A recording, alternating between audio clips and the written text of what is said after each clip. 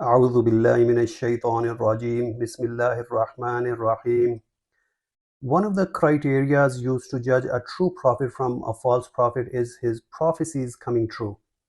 Prophet Muhammad, peace be upon him, and the Quran made many prophecies. Let's take one of those prophecies and critically analyze it. In the time of the Prophet, peace be upon him, there was a war between Persian Empire and Roman Empire.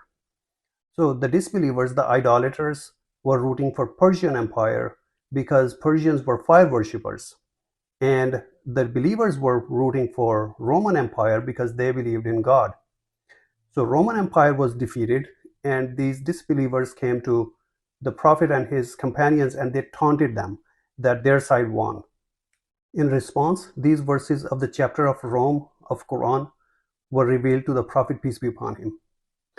أعوذ بالله من الشيطان الرجيم بسم الله الرحمن الرحيم ألف لام ميم غلبت الروم.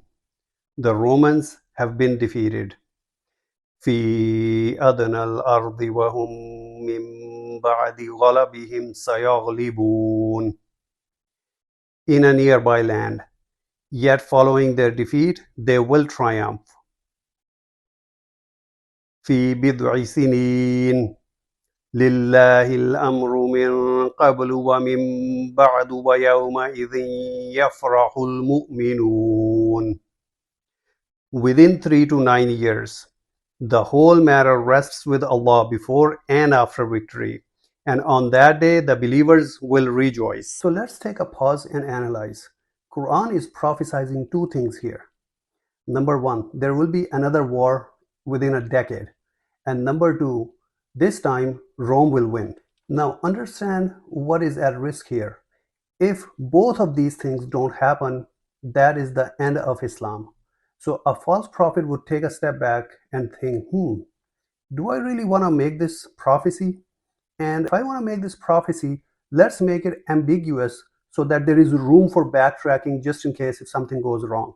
You know, like those politicians that make these ambiguous statements, and then if the thing doesn't happen, they just make a U-turn and I say, oh no, you took it out of context, you didn't understand what I was saying, blah blah.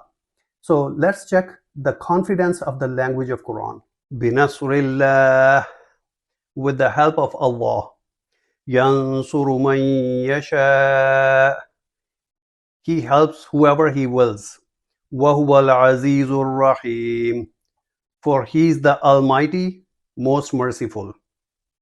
Wa'adallah, this is the promise of Allah. La yukhlifullahu wa'adah, Allah never fails in His promise. وَلَكِنَّ أَكْثَرَ النَّاسِ لَا يَعْلَمُونَ, but most people do not know. يَعْلَمُونَ ظَاهِرًا مِنَ الْحَيَاةِ الدُّنْيَا, they only know what's apparent to them from the life of this world.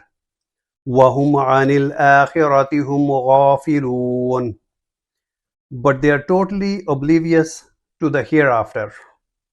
Now, do you see any room for backtracking or making a U-turn here? There is no maybe, perhaps, or probably here. It is not just saying that Romans will win. Every next verse is doubling down on the claim.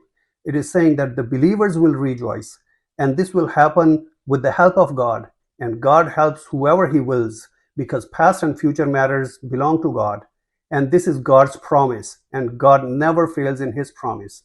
And what you people know is what's apparent to you from the life of this world. But you don't know what's in the unseen, and that God has decreed the victory of Romans in the unseen. So you see, in the mind of the author of Quran, Romans not winning is just not in the realm of possibilities. Now understand that Prophet Muhammad, peace be upon him, and his followers had been going through brutal persecution for years. So if he were a false prophet, why would he put his prophetic mission and all this hard work on the line for a war that is being fought 1,000 miles away, where he does not even know the strength and weakness of armies, their level of commitment, determination, and the loyalty of the soldiers, and especially when Romans had been defeated so bad that it did not look like that they would be able to make such a swift comeback.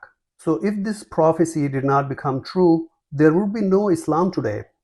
The unbelievers would shame believers to death for following a liar and a deceiver. And even believers would turn against Prophet for fooling them for so many years because they went through severe persecution and they made so many sacrifices over these years. So this would be a life-threatening situation for the Prophet, peace be upon him, himself. So if you were a false prophet, would you put your life and whole credibility on the line like that? Think about it.